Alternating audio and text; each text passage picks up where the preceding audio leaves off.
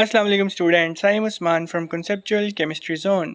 मुझे उम्मीद है कि आप सब लोग खैरियत से होंगे। तो चलें शुरू करते हैं आज का अपना लेक्चर।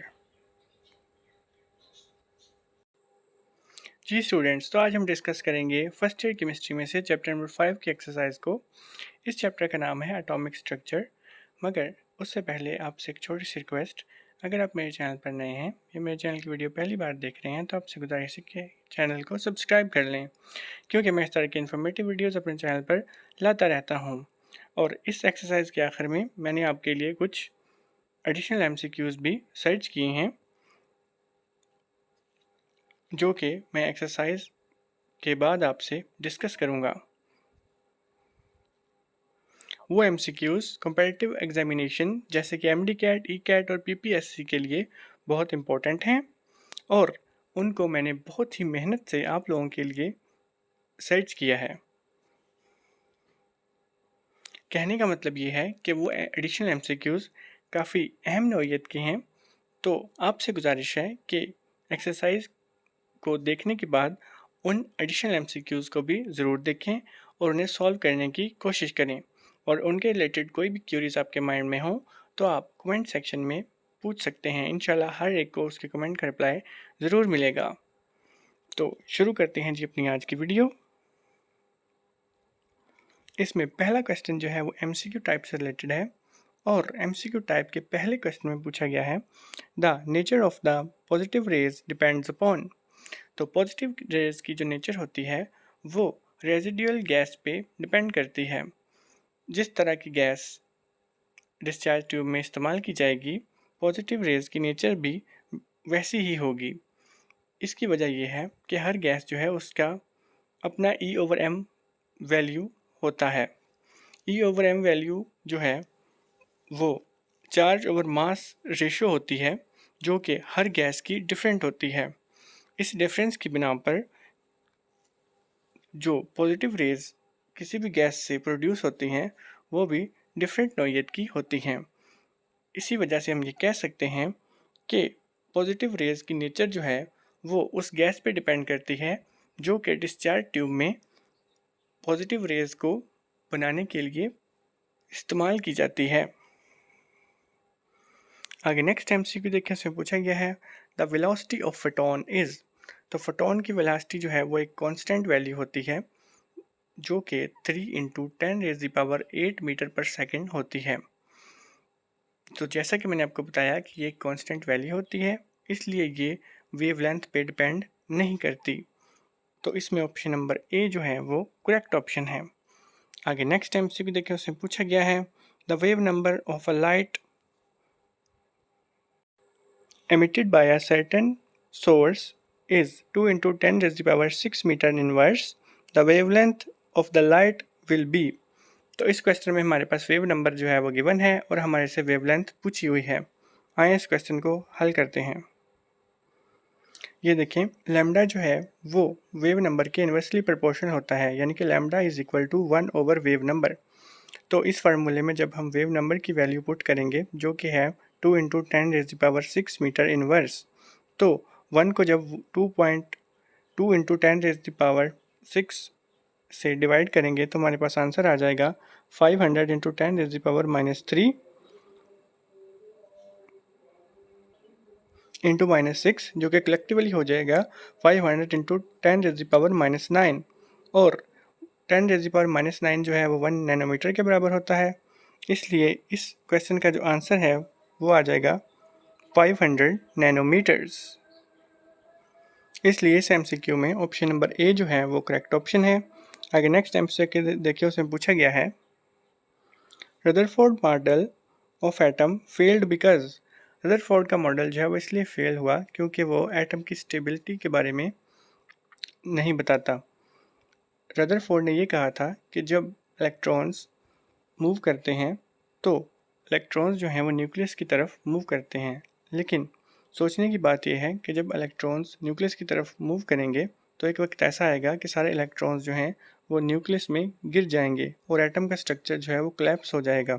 तो इसलिए हम ये कहते हैं कि रदरफोर्ड का मॉडल इसलिए फेल हुआ क्योंकि वो एटम की स्टेबिलिटी के बारे में नहीं बताता। इसलिए इस एमसीक्यू का करेक्ट ऑप्शन जो है वो सी ऑप्शन है।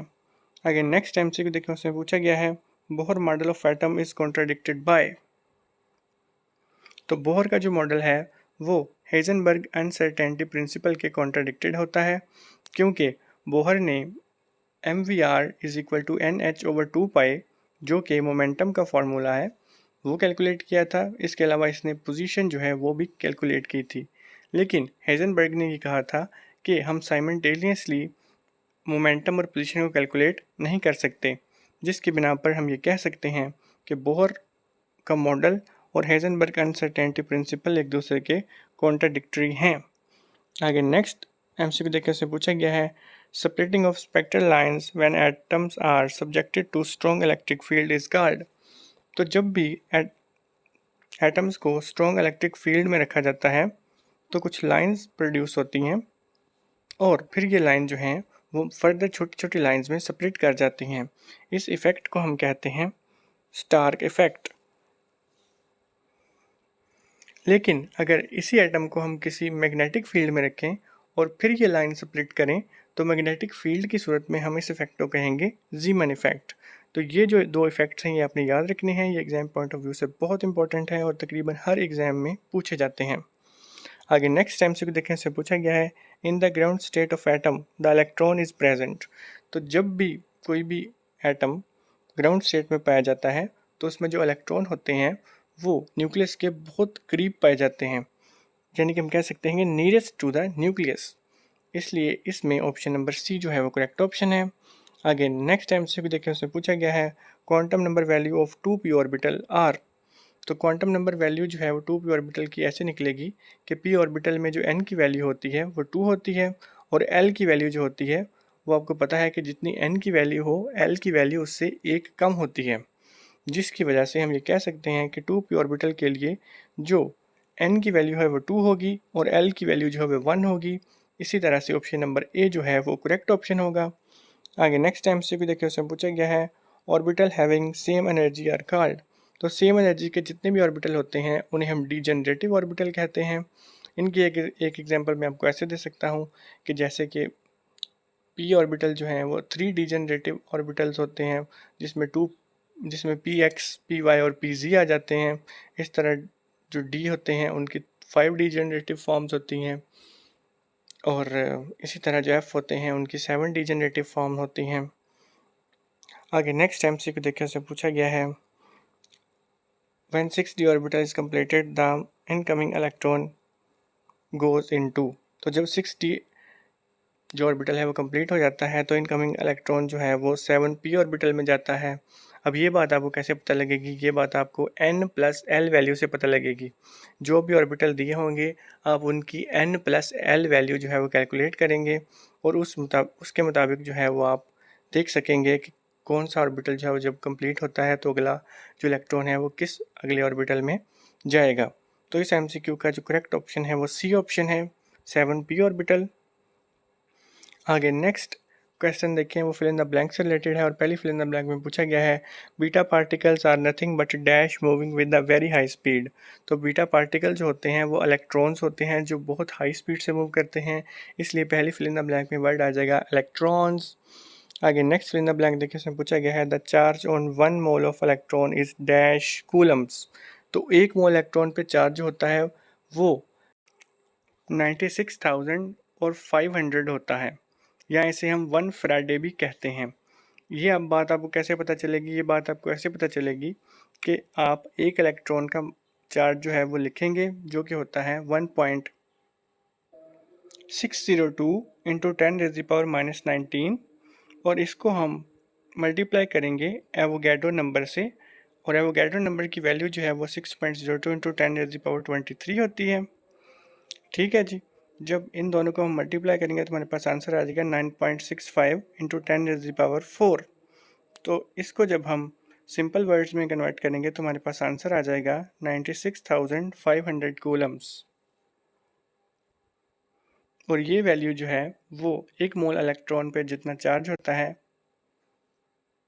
उसको शो करती है। आगे next fill in the blank देखिए, उसमें पूछा गया है the mass of hydrogen atom is dash grams.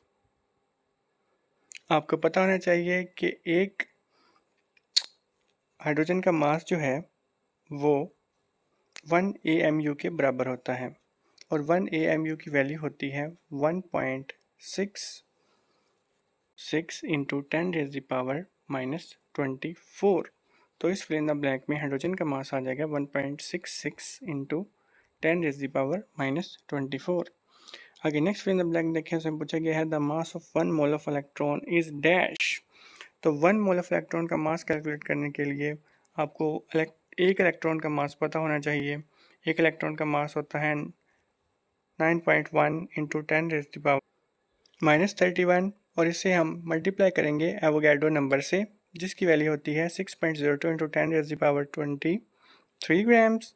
और जब हम इन दोनों वैल्यूज़ को मल्टीप्लाई करेंगे तो हमारे पास आंसर आ जाएगा 54.8 इंटू 10⁻⁻8 किलोग्राम। और इसे हम जब ग्राम में कन्वर्ट करेंगे तो हमारे पास आंसर आ जाएगा 54 इंटू 10.8 इंटू 10⁻6 ग्राम्स।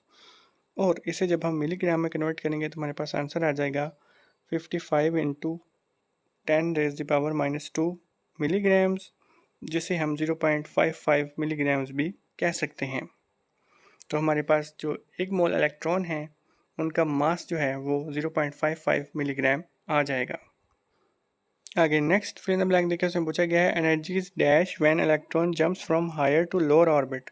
तो एनर्जी जो है वो रिलीज होती है जब इलेक्ट्रॉन जंप करते हैं हायर ऑर्बिट से लोअर ऑर्बिट में। आगे next fill in the blank देखिए, उसमें पूछा गया है the ionisation energy of hydrogen atom can be calculated from dash model of atom. तो आयोनाइजेशन एनर्जी ऑफ हाइड्रोजन जो है वो बोहर के एटॉमिक मॉडल से कैलकुलेट की जा सकती है।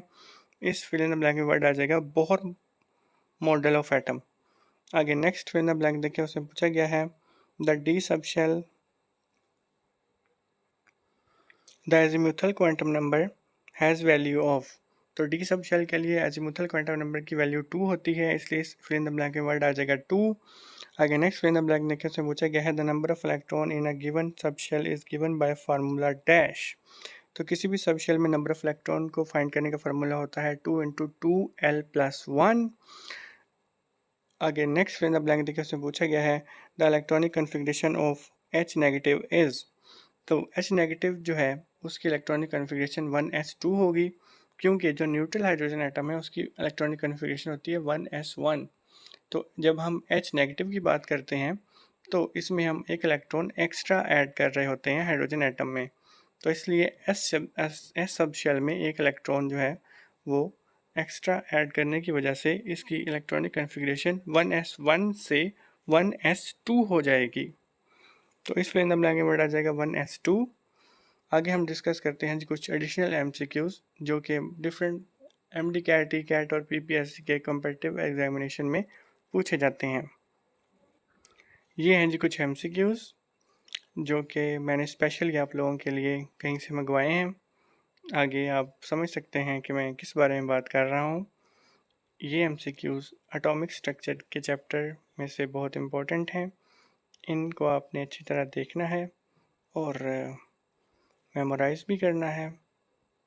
यकीनन ये MCQ जो हैं वो आपको आपके आने वाले कॉम्पिटिटिव एग्जामिनेशन जैसे कि FSC, MD CAT, E CAT, PPSC वगैरह के एग्ज़ाम्स में इंशाल्लाह इस साल जो है 2021 के जो एग्ज़ाम होने हैं उनमें आपको बहुत फ़ायदा देंगे। और अगर इन क्वेश्चंस के रिलेटेड आपके जहन में कोई भी क्यूरीज हों या आप किसी क्वेश्चन को सॉल्व ना कर सकें तो आप बिला झिझक जो है वो कमेंट सेक्शन में मेरे से पूछ सकते हैं। इंशाल्लाह हर स्टूडेंट को उसके कमेंट का रिप्लाई ज़रूर मिलेगा। और मैं बार बार बता रहा हूँ कि ये जो MCQ हैं ये काफ़ी स्पेशल टाइप के MCQ हैं जो कि कहीं से मंगवाए गए हैं। तो इनको जो है वो आपने अच्छी तरह देखना है और मेमोराइज भी करना है। आज का लेक्चर यहीं तक था। इंशाल्लाह आपसे मुलाकात होगी किसी नए लेक्चर के साथ। तब तक के लिए अपना बहुत सारा ख्याल रखिएगा और चैनल को सब्सक्राइब नहीं किया तो कर लें। आपसे मुलाकात होगी इंशाल्लाह किसी नेक्स्ट वीडियो में। तब तक के लिए अल्लाह हाफ़िज़।